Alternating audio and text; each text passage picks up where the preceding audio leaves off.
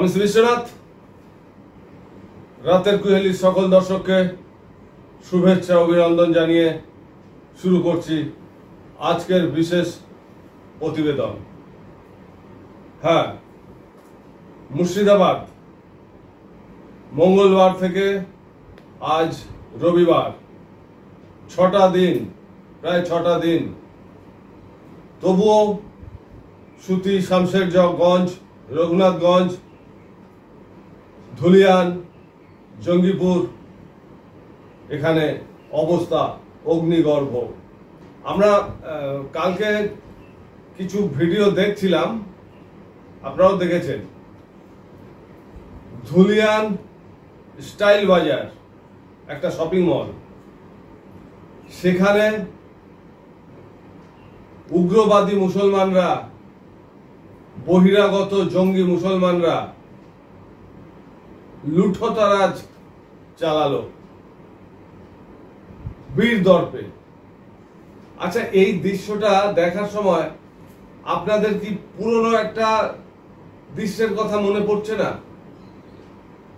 পুরনো একটা দৃশ্য মানে আমি বলতে চাইছি, যখন বাংলাদেশে পরিস্থিতি অগ্নিগর্ভ হয়েছিল, শেখ হাসিনাকে বাংলাদেশ থেকে বিতাড়িত করা হলো এবং তার পর মুহূর্তে উগ্রবাদী জঙ্গি মৌলবাদীরা শেখ হাসিনার বাড়ি লুঠতরাজ চালিয়েছিল, লুটপাট চালিয়েছিল।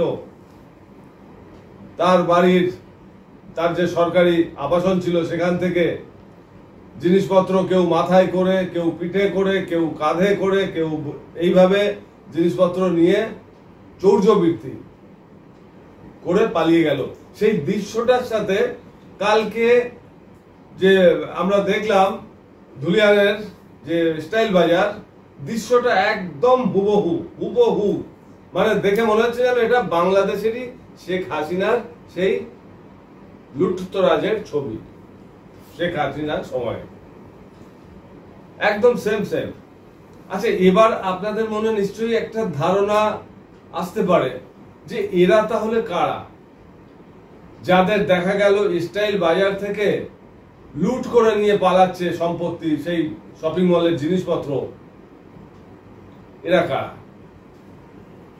প্রশ্ন অনেকেরই এসছে মনে। এই দৃশ্য দেখবার পর আরো শক্তপোক্ত হয়েছে সেই ভাবনা চিন্তা যে এরা নিশ্চয়ই তারা।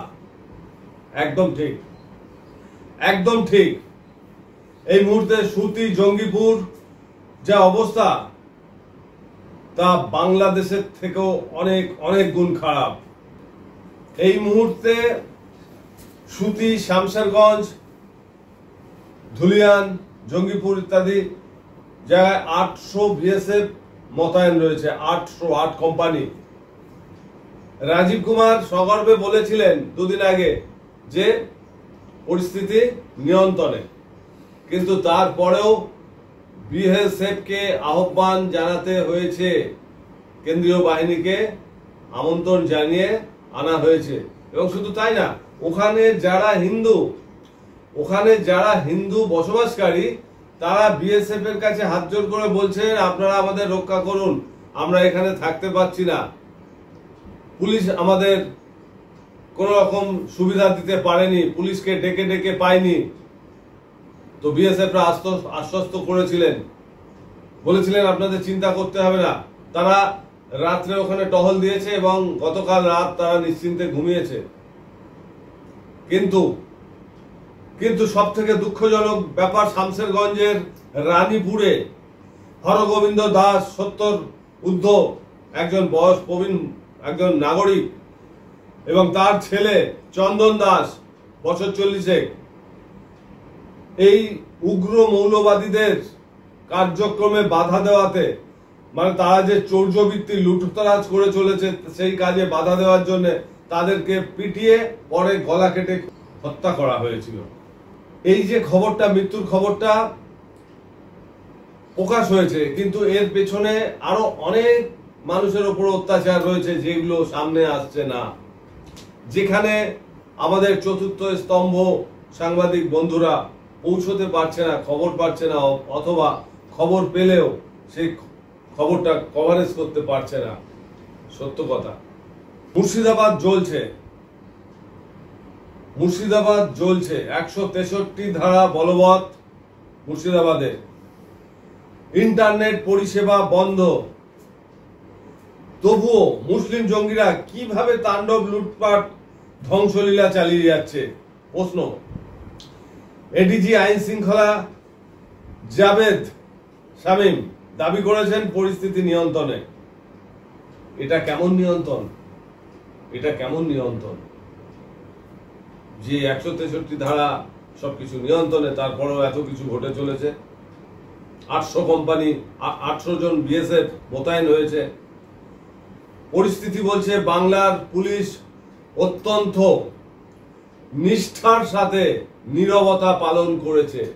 পরিস্থিতি বলছে বাংলার পুলিশ অত্যন্ত নিষ্ঠার সাথে নীরবতা পালন করেছে এবং নিজ নিজ প্রাণ বাঁচাতে স্থান ছেড়ে পালিয়েছে। কারা এরা? এরা তো সব অযোগ্য পুলিশ। শোনা যাচ্ছে শামশেরগঞ্জের এমপি, এমএলএ সবাই বাড়ি ছেড়ে পলায়ন করেছে। হ্যাঁ, গতকাল রবিবার খালিলুর রহমান এবং বাইরেন বিশ্বাসকে দেখা গেছে বক্তব্য দিতে। তবে সাংসদ খালিলুর রহমানকে দেখে আপনাদের মনে হয়নি লোকটি ভীত, সন্ত্রস্ত?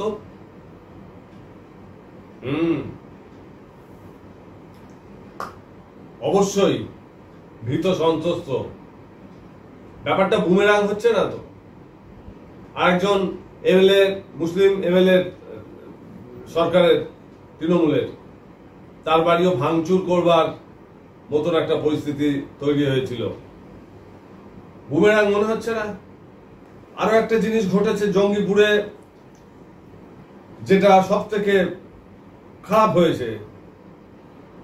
মুসলিম উগ্রপন্থীদের দ্বারা হিন্দু মন্দির, কালী মন্দির, শীতলা মন্দির ভয়ঙ্কর ভাবে ভাঙচুর করা হয়েছে এবং সেই দায় স্বীকার করেছেন রহমান, খালিলুর রহমান সাংসদ। তিনি স্বীকার করেছেন যে হ্যাঁ, এটা ঘটেছে, এর জন্য খুব দুঃখ প্রকাশ করেছেন এবং তার ক্ষতিপূরণ তিনি দেবেন, স্বীকার করেছেন। এখন বিষয় হচ্ছে এই যে ওয়াকফের নামে এই যে তাণ্ডব লীলা বা ধ্বংসলীলা বা লুটপাট চলছে, এটা সত্যি কি আমাদের পশ্চিমবাংলার মানে মুর্শিদাবাদের যারা মুসলিম বাসিন্দা, মুসলিম নাগরিক, তাদের দ্বারা হয়েছে? আমি কিন্তু এটা সর্বান্তকরণে স্বীকার করতে পারছি না। যদি বলেন তার কারণ, তাহলে আমি বলবো স্টাইল বাজারের দৃশ্যটা আপনাদের চোখে পড়েছে। স্টাইল বাজারের দৃশ্যটা আপনাদের চোখে পড়েছে নিশ্চয়ই। সেখানে ভালোভাবে দেখলে বোঝা যাচ্ছে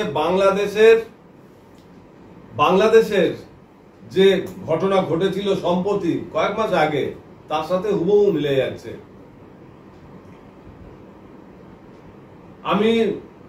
আমি খুব দৃঢ়তার সাথে বলছি, আমি কিন্তু অনেকটা সার্ভে করেছি, এর ভেতর দিয়ে আমি কিন্তু অনেকটা সার্ভে চালিয়ে যাচ্ছি সংগোপনে।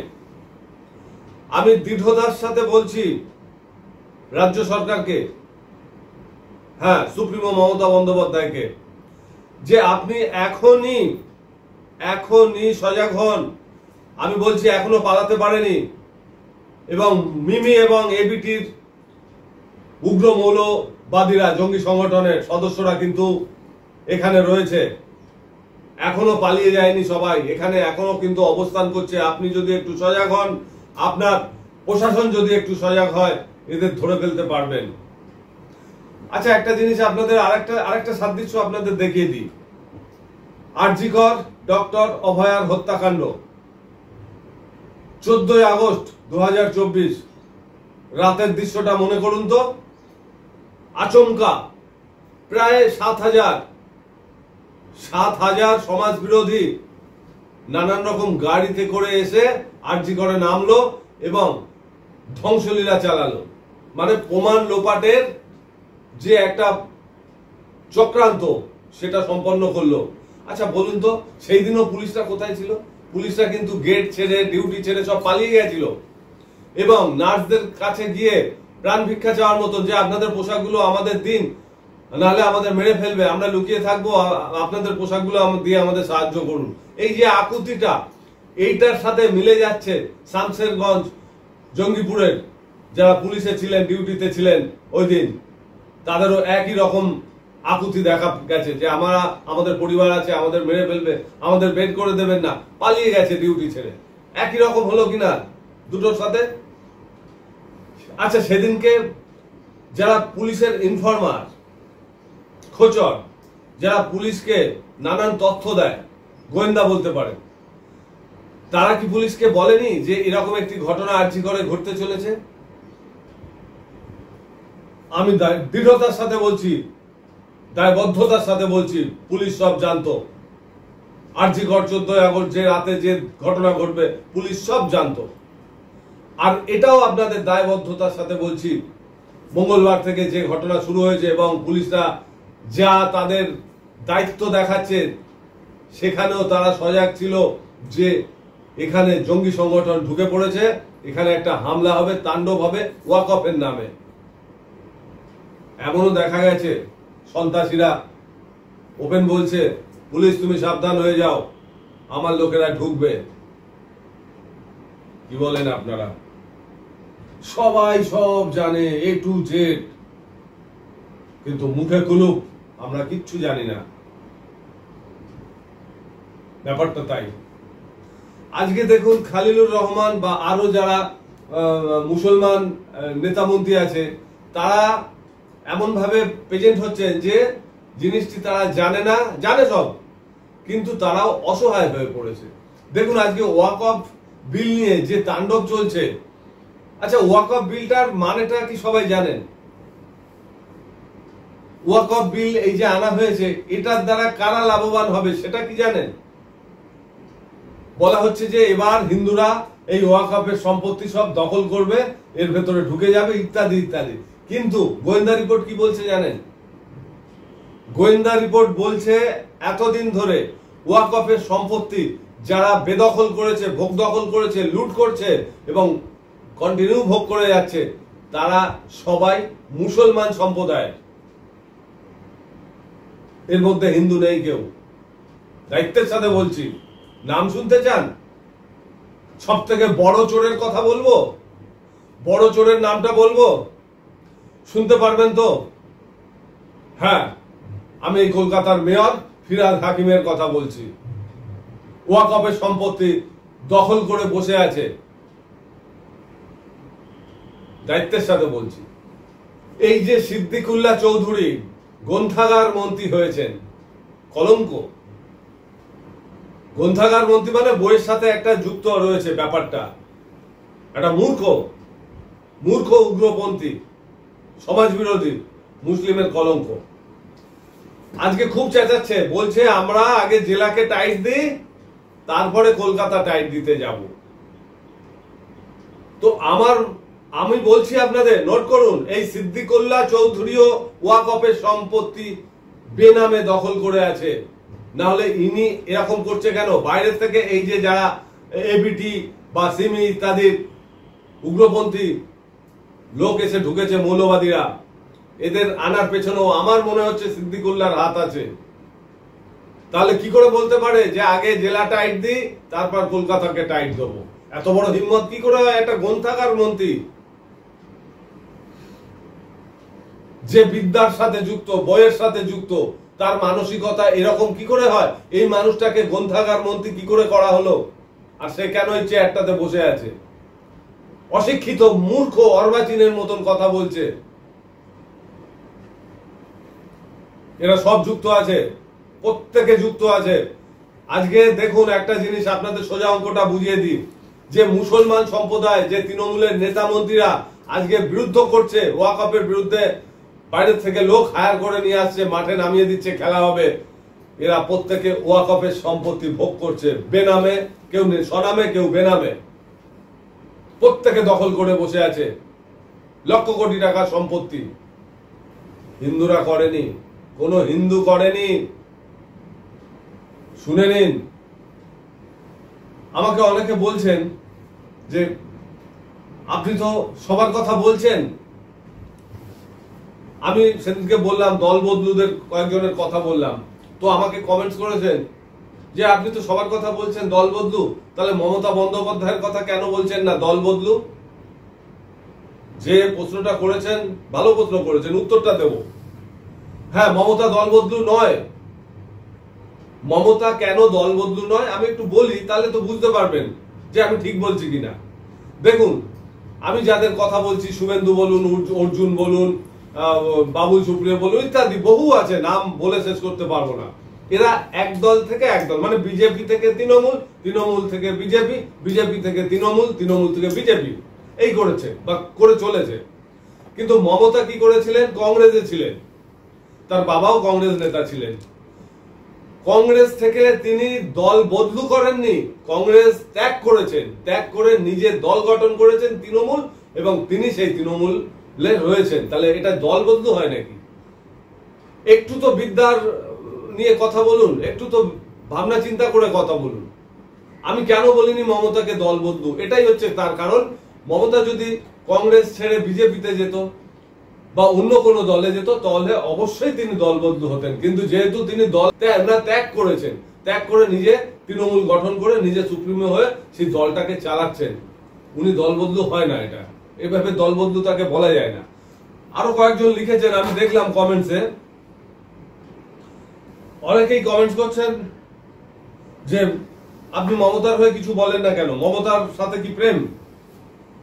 আমাকে মেসেজ করেছেন এবং অনেকে ফোনেও বলেছেন, যারা আমার নম্বর জানে, যে মমতার সাথে আপনার এত প্রেম কেন?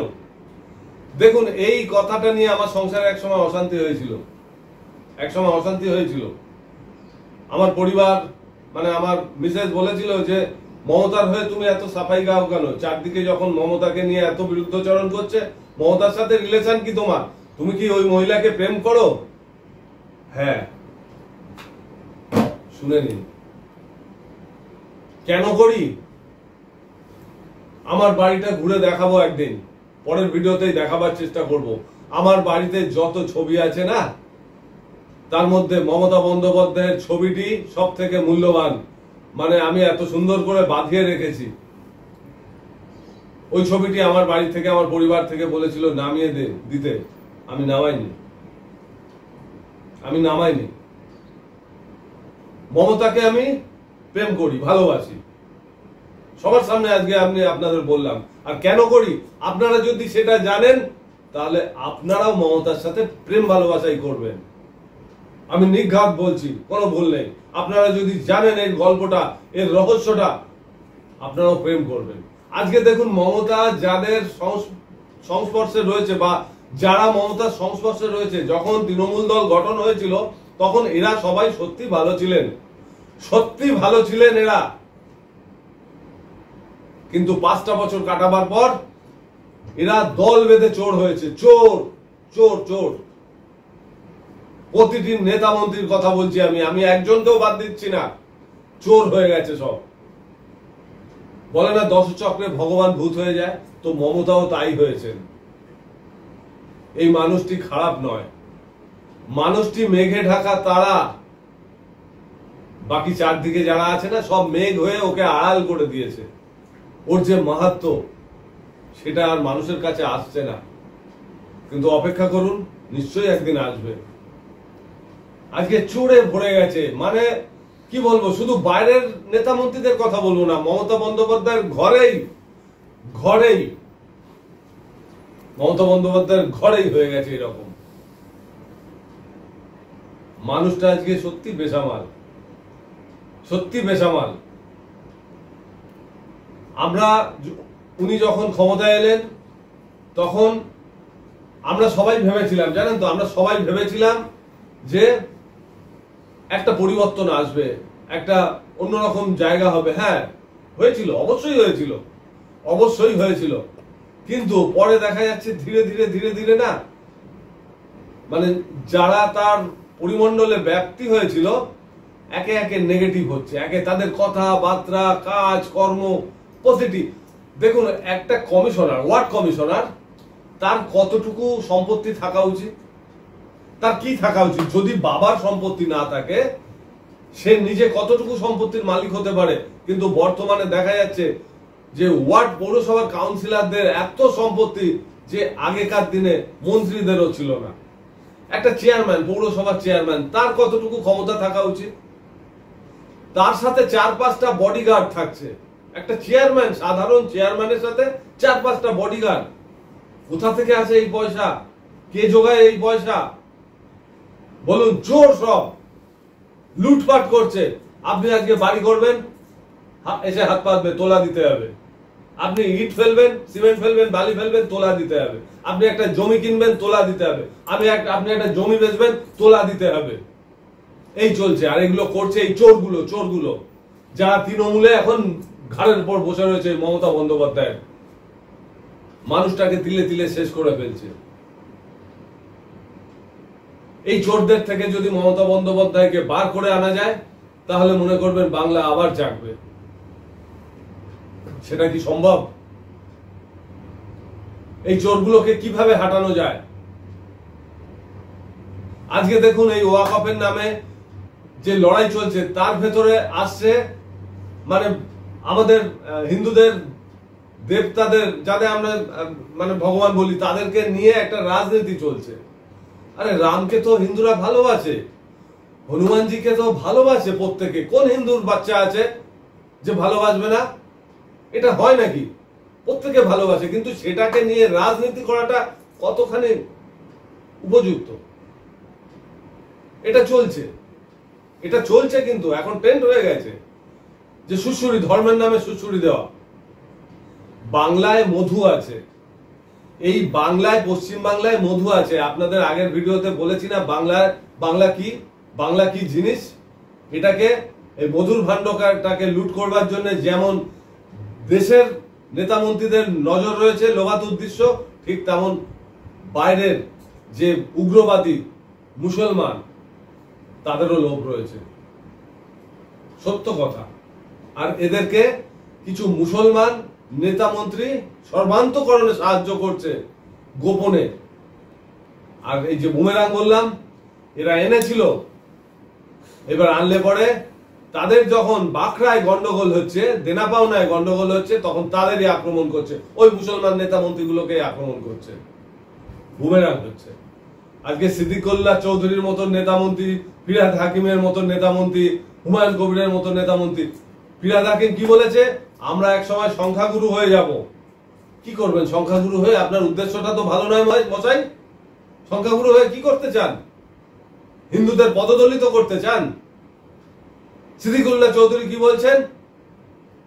আগে জেলাটাকে টাইট দিই, তারপর কলকাতাকে ধরবো। মানেটা কি? কি ধরবেন আপনি? হিন্দুদের টাইট দেবেন, সেটাই করছেন। বুমেরাং হবে, দাঁড়ান, অপেক্ষা করুন। আর হুমায়ুন কবির কি বললেন? হিন্দুদের কেটে কেটে ভাগীরথীতে ভাসাবো। কেন? হিন্দু কি আপনার বাস দিয়েছে?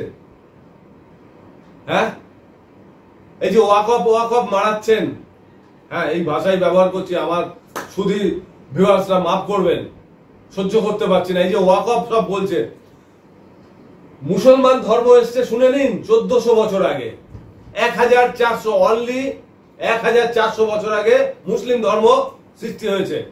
আর হিন্দু ধর্ম 5500 থেকে আরো একটু বেশি টাইম হিন্দু ধর্ম তৈরি হয়েছিল। তাই হিন্দু সনাতন ধর্ম। আপনাদের সম্পত্তি কোথায় ছিল? তখন তো সব হিন্দুই ছিল। আপনারাও হিন্দু ছিলেন এক সময়, সনাতনী ছিলেন।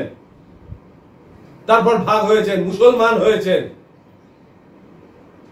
আবার আপনাদের মধ্যে দুটো ভাগ হয়ে গেছেন, শিয়া সুন্নি। তাহলে সম্পত্তি তো সব আমাদেরই।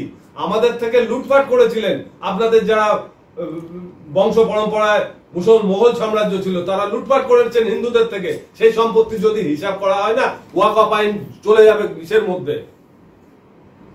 সব সম্পত্তি হিন্দুদের। হিন্দুরা সনাতনী, হিন্দুরা ধর্মনিরপেক্ষ, হিন্দুরা সত্যিকারের মানুষ। তাই সেটা নিয়ে কথা বলছে না যে ও সম্পত্তি তো আমাদের ছিল, আমাদের থেকে লুট করে তোমাদের নামে করেছো ওয়াকফ সম্পত্তি। তাই ভারতের যত ওয়াকফ সম্পত্তি সব হিন্দুদের এক সময় ছিল। আর 1400 বছর আগে আপনারা এসেছেন, আর হিন্দুরা রয়েছে 550 বছরেরও আগে। অঙ্কটা হিসাব করুন তো, পড়াশোনা তো করেন, কেউ বলছে না এই কথা। আচ্ছা, আপনারা প্রমাণ দিতে পারবেন ওয়াকফ সম্পত্তি যে এই যে একটা বিপুল পরিমাণ একটা ওয়াকফ সম্পত্তি, সব ওয়াকফ সম্পত্তির হিসাব কাগজপত্র দেখাতে পারবেন আপনারা? আজকে বলছেন ইডেন, আজকে বলছেন হাওড়া ব্রিজ, আজকে বলছেন প্রয়াগরাজ, আজকে বলছেন রাইটার্স বিল্ডিং, সব আপনাদের ওয়াকফ সম্পত্তি। আরে এগুলো হিন্দুদের সম্পত্তি, এগুলো সব হিন্দুদের সম্পত্তি। আপনারা লুট করেছিলেন, যে যখন ক্ষমতায় এসেছেন লুট করেছেন, দেখছেন না এখন রাজনীতিতেও লুট চলছে। আজকে বিজেপি বলবে এটা আমাদের সম্পত্তি, তার আগে ছিল কংগ্রেসের সম্পত্তি, তার আগে এই তো লুটও তো রাজ চলছে, যে যেমন লুট করে নেবে। তো মুসলমান ভাইরা শুনে নিন, ওয়াকফের সম্পত্তি লুটের সম্পত্তি। যাই হোক, আপনাদের পরের ভিডিওয়ে বলতে চেষ্টা করব মমতার সম্বন্ধে। মমতাকে আমি ভালোবাসি, হ্যাঁ প্রেম করি, এ নিয়ে আমার সংসারে অশান্তি হয়েছে, জেনে নিন। আর মমতার সাথে যারা আছে সব চোর। ভালো থাকুন, আর এই পর্যন্ত, আবার দেখা হবে কাল।